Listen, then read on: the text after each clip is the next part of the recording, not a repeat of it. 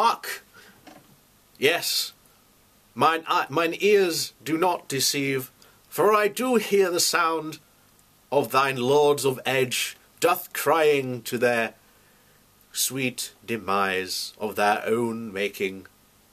So, I hope you just excuse my little theatricals there, because Mr. Metokur, Mr. Metokur, what to say about Mr. Metokur? Well, he recently did a video all about if you want to keep posting learn to speak Chinese. And you may have heard recently that the adpocalypse has struck once again, and of course the usual suspects are out there going, this is a targeted campaign against me and my and other people's free speech, how dare they. Look, no, that's not what's happening at all. So let me reiterate why adpocalypse is happening again. Companies don't want to advertise on your crappy video. They might not want to advertise on this video. They don't. That's fine by me. It's their choice at the end of the day. If they don't want to advertise on your channel, sad day for you. Nothing you can do about it.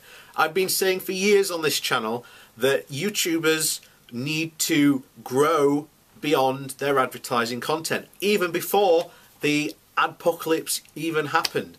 And I was proven right. But there you go. And I even say this now: Patreon is not reliable. It is not reliable for a good source of income. It is far, I'd say, even worse potentially than AdSense in terms of a regular income. Now, I don't think it's going to start showing effects yet, but that's another video for another time. We're not here to talk about that. So, getting back on track. So, he released this video, and basically he gives the game away about halfway through what he's really talking about.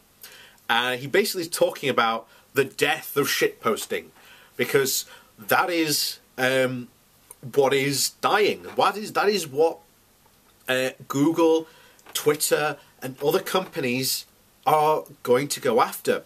And he talks about two things, and we'll discuss these. Why they're completely red herrings, and why there's absolutely no reason to get bent out of shape for them. First is Jordan Peterson. I think that's how you say it. And basically Jordan Peterson is the anti-SJW Richard Dawkins at this point. There's no denying it. It's what they've made him out to be. And basically he lost his Google account. Big whoop. He lost it, got it back, and apparently this was a move to deplatform him, to remove his freedom of speech. But if Google intended to deplatform him, why did they give him back his stuff? He might have been hacked. That's a very plausible idea. Look, there's no smoking gun here. This is not a cover-up conspiracy theory as many of these people are claiming it to be. The second part is he's incredibly worried about these new anti-terrorism laws that have come into effect on YouTube and Facebook. The thing is, though, Mr. Metokur, better YouTube and Facebook and Twitter do it rather than the governments that have been pushing for this. Because I don't know if you've realised, but all these people in probably the last 2 or 3 years, and even later than that, probably 5, really, it's longer than that, really, but have all been radicalised from one place. And that's the internet, and particularly social media. That's what they are trying to solve, and governments have constantly been on Google and Facebook to do something about it. Because if they don't, then the government will step in. Now, you're very anti-government, so why are you not happy that Google and Facebook are doing something? The problem is you're worried, unregulated,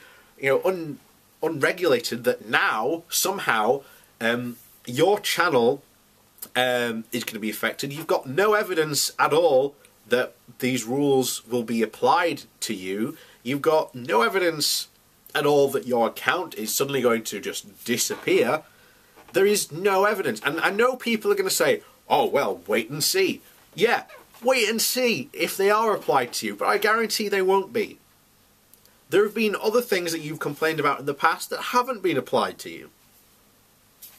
You know, Google is not taking away, your freedom of speech. There are plenty of, other video sites, VidMe, for example. Again, I thought there was meant to be this great exodus to VidMe, but oh look, I was right again. Someone pick up that phone because I called it. So, this is not happening at all. This is just smoke and mirrors.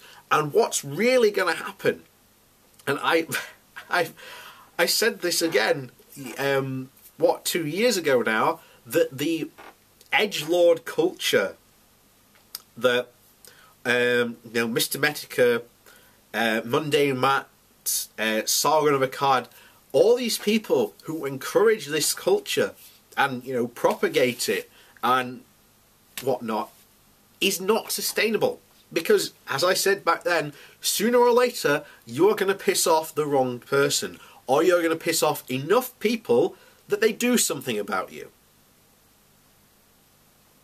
And if these laws end up targeting you, you've got no one to blame but yourself and other people. Because it's not funny when you send Nazi memes to Jewish people. It's not funny when on Holocaust Memorial Day you get, anti-Holocaust, hashtag running and things like that, and people make up, memes about it, and then they just turn around and go, what? But it's just a joke. No, it's not a joke when you're sending these to real people.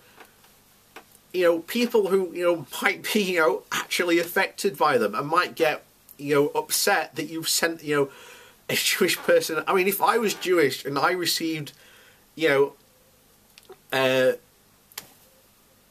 someone, sent a, anti, Holocaust, a Holocaust meme at me, or, something like that, I'd be pretty offended, because they'd be attacking me as, my identity.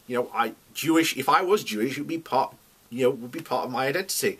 That would be a perceived attack on me. That wouldn't be funny to me.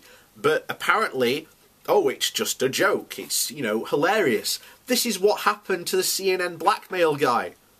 And this is what I said back then, when I made that video. These people who have all these anonymous, edgelording accounts, who send out piles of, trash constantly,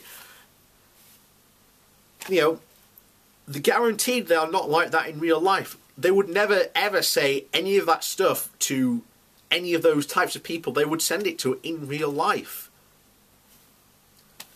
But, the second they get uncovered, like the CNN blackmail guy, he goes, oh no, that's not me in real life, that's not who I am. So, yes, this is potentially the death of edgelording. It's a culture, and it's an internet culture that was self-destroying from the very start. And as I said in this video, and 2 years ago now, it is a destroying culture. You will piss off the wrong person or enough people that companies will have to do something about you. Because your culture isn't the dominant culture. As much as you like to seem to think it isn't. But, there you go. That's the company's bottom line, something they are protecting. Something, again, Mr. Metokur, being a, libertarian, I think you you've said you are in the past, you'd agree with. But there you go.